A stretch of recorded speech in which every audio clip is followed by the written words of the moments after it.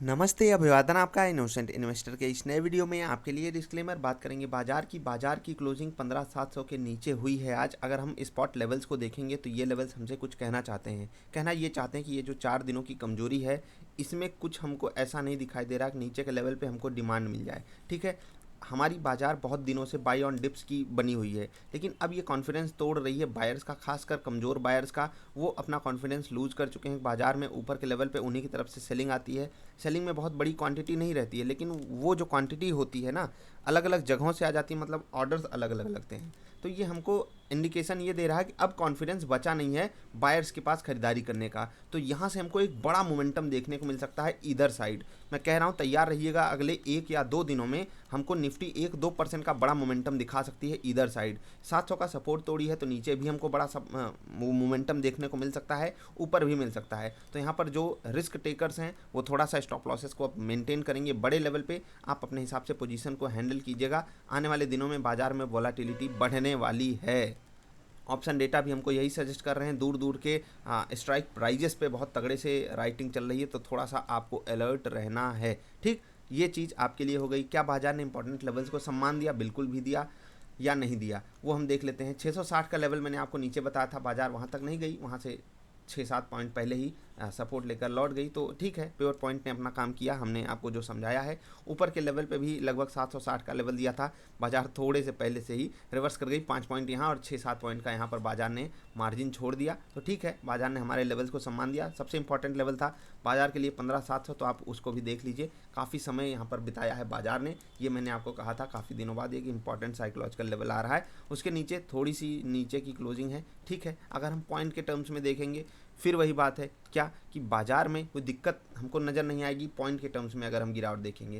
लेकिन अगर हम हाइज से देखेंगे, आप यहाँ पर हाई देखिए 15,755 का है। ठीक है, हाई 15,755 का है और जो क्लोजिंग है वो 700 के भी नीचे है। लगभग लगभग ऊपर से हम 60 पॉइंट गिरे हैं और कहने को हम सिर्फ 25 पॉइंट गिरे हैं। ठीक, तो ये तो हो गई टेक्निकल चार्ट्स पर बात। तो मोमेंटम बड़ा आ सकता है, तो आपको उसके लिए तैयार रहना है। निफ्टी ट्रेडर सेटअप वालों, थोड़ा सा आप अपने सवालों को जवाबों को भेजिए। मज़ेदार चीज़ हुई है आज, दोनों ही कैंडल्स पे 3 मिनट वाली और 10 मिनट वाली। आप अपने ट्रेड शेयर कीजिएगा, क्या आपको टारगेट मिला या नहीं, आराम से आप शेयर कीजिएगा। और जो इंपॉर्टेंट लेवल्स आपको निफ्टी के बताए जाते हैं, आप उसको यूज करते हो या नहीं। यहाँ पर हम आपको अपना ट्रेड्स नहीं बता रहे हैं, ट्रेड नहीं बता रहे हैं आज, आप बताइएगा। ऐसा नहीं कि स्टॉप लॉस हिट हो गया है या टारगेट हिट हो गया है, वो मैं कल शेयर कर दूंगा आपके साथ। क्या आप लोग ज़रा सा शेयर कीजिए आप लोगों ने क्या क्या किया, नहीं तो सब चीटिंग वाली बात हो जाती है।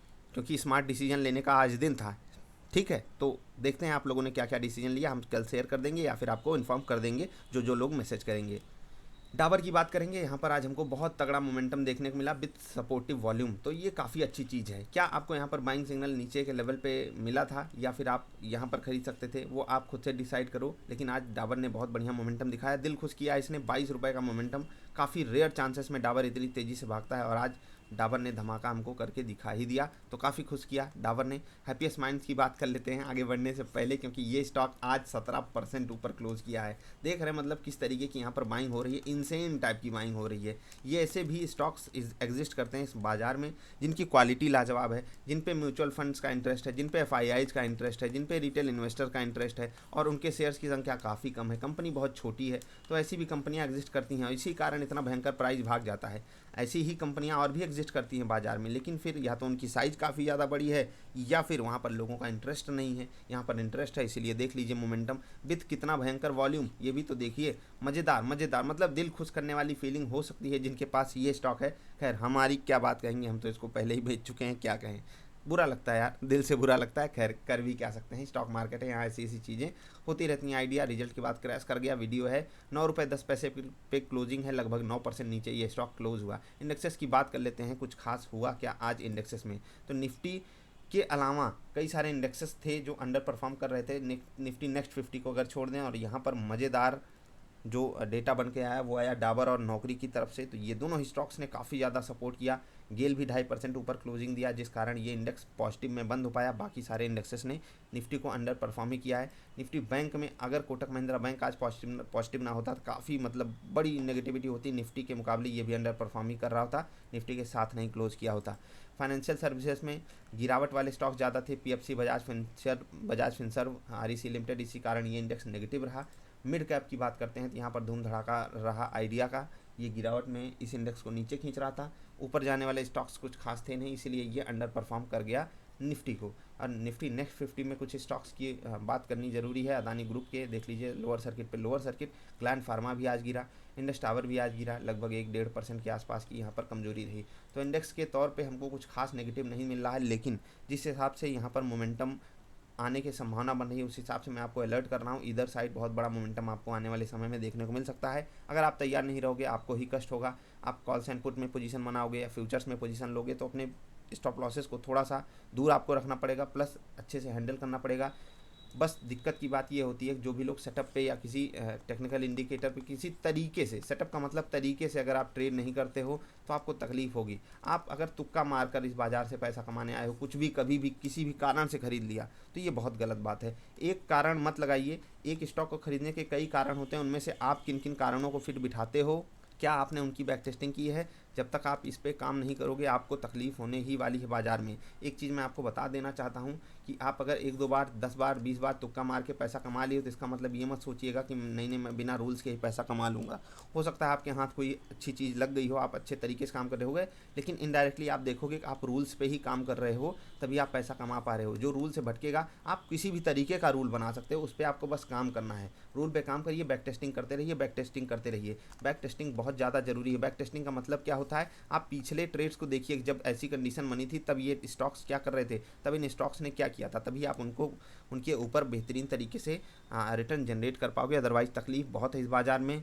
मैं तो देखता रहता हूँ, सवाल काफ़ी आते रहते हैं। अब इस पे सवाल बहुत कम आता है हैप्पीएस्ट माइंड जैसे स्टॉक्स पे, या जो भागने वाले स्टॉक्स होते हैं कि हाँ मुझे यहाँ प्रॉफिट हो रहा है मैं बुक करूँ। जिनका आता है मुझे खुशी होती है उनकी तरफ से भी, चलो भैया कोई तो कमा रहा है पैसा। लेकिन 90% क्वेश्चंस कैसे आते हैं, सर इसमें फंस गया हूँ, इसमें फंस गया हूँ, यहाँ गिर गया है, ये कॉल लिया है, ये पुट लिया है, इसका क्या करूँ, इसका क्या करूँ। तो आप खुद सोचिए कि आपको उसको क्या करना है। इसीलिए मैं कहता हूँ हमेशा आपको रूल्स एंड रेगुलेशन से बंधे रहना है बाज़ार में।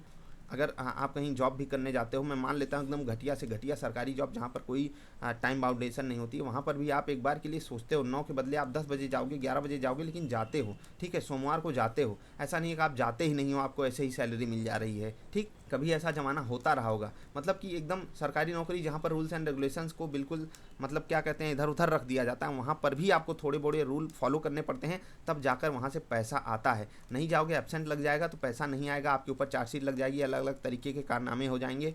और अब तो कुछ सरकारी जगहों पे ये हाथ लगाने वाली मशीन क्या कहते हैं, फिंगरप्रिंट स्कैनर, हाँ वो भी लग गया है। तो अब आपकी टाइमिंग भी रिकॉर्ड होती है, आप इतने बजे आए।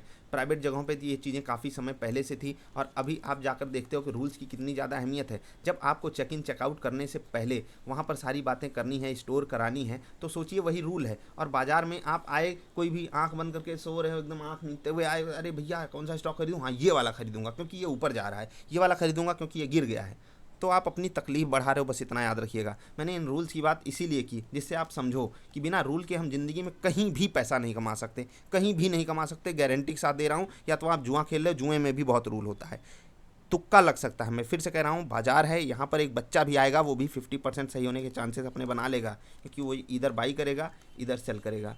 लेकिन हम आप अपना सर खुद फोड़ते हैं बिना रूल्स के ट्रेड करके। 1 दिन 4 दिन 10 दिन प्रॉफिटेबल रहोगे, उसके बाद बाजार जब तमाचे मारेगी तो होश ठिकाने आ जाएगा। अभी आपसे अलविदा ले रहे हैं। निफ्टेडर वालों व्हाट्सएप पे ज़रूर कनेक्ट कीजिएगा जिनके पास भी है, क्योंकि आज मज़ेदार दिन था। मिलेंगे फिर से, नमस्कार।